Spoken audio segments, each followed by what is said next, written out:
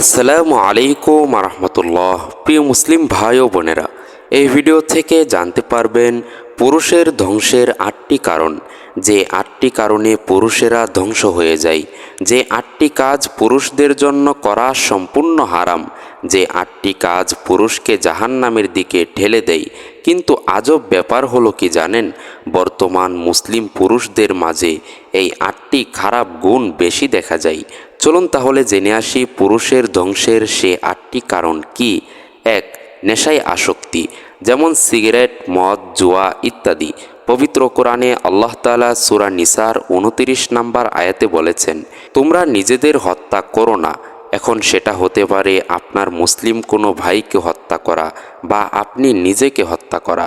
Cigarette, মদ এসব খারাপ নেশা মানুষকে মৃত্যুর দিকে ঠেলে দেয়, তাই সিগারেট, মদ এগুলো খেলেও নিজেকে হত্যা করার শামিল হবে। 2. কাঁচা হলুদ ও লাল রঙের কাপড় পরিধান করা। কাঁচা হলুদ রং ও লাল রঙের কাপড় ছেলেদের জন্য সম্পূর্ণ হারাম করেছেন মুহাম্মদ সাল্লাল্লাহু আলাইহি ওয়াসাল্লাম, তাই এই 2 রঙের কাপড় পুরুষেরা পরবেন না। 3. পুরুষ হয়েও গোল্ড বা স্বর্ণ ব্যবহার করা। এখনের যুগে অনেক মুসলিম ভাইদেরকে দেখা যায় স্বর্ণ ব্যবহার করতে, কিন্তু এটা মুসলিম পুরুষদের জন্য সম্পূর্ণ হারাম করেছেন মুহাম্মদ সাল্লাল্লাহু আলাইহি ওয়াসাল্লাম, তাই মুসলিম ভাইয়েরা স্বর্ণ ব্যবহার করবেন না। 4.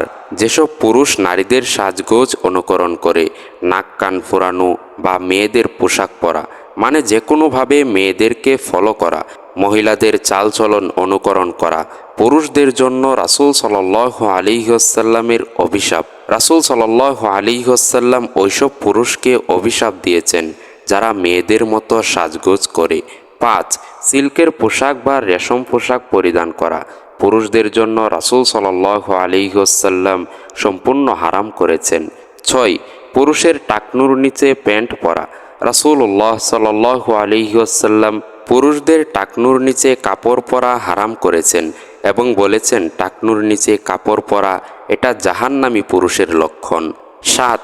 দৃষ্টি সংযত না রাখতে পারা।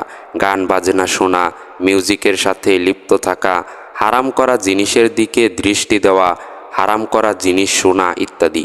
আল্লাহ তাআলা কোরআনে বলেছেন, নিশ্চয়ই কান, চোখ ও অন্তঃকরণ এদের প্রত্যেকটির হিসাব দিতে হবে। 8. ইচ্ছাকৃতভাবে জামাতে নামাজ আদায় না করা এবং ফরজ নামাজ আদায়ে অলসতা করা। কেননা যে ইচ্ছাকৃতভাবে নামাজ ছেড়ে দিল সে কাফেরের কাজ করল।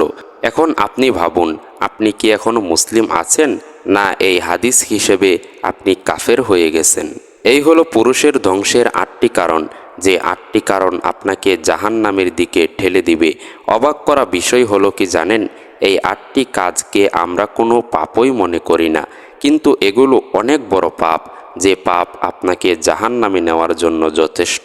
তাই বলি প্রিয় ভাই, এই হারাম অভ্যাসগুলো থেকে কোনো একটা যদি আপনার ভিতরে থেকে থাকে, তাহলে আজকে থেকেই এই অভ্যাস পরিত্যাগ করুন, না হয় আপনাকে এই অভ্যাস জাহান্নামের আসামি করে দিবে। আর হ্যাঁ, মুসলিম ভাই ও বোনদেরকে বলছি, আপনার আশেপাশে যদি কারো ভিতরে এই খারাপ অভ্যাসগুলো দেখে থাকেন, যেমন আপনার ভাই বা আপনার বাবা বা আপনার কোনো বন্ধু, তাহলে তাকেও এই ভিডিওটা দেখান, আর না হয় তাদের কাছে এই ভিডিওটা শেয়ার করুন এবং তাদেরকে জাহান্নাম থেকে বাঁচান। আল্লাহ আমাদের সকল মুসলিম ভাইদেরকে সঠিক বুঝ দান করুন। আমিন।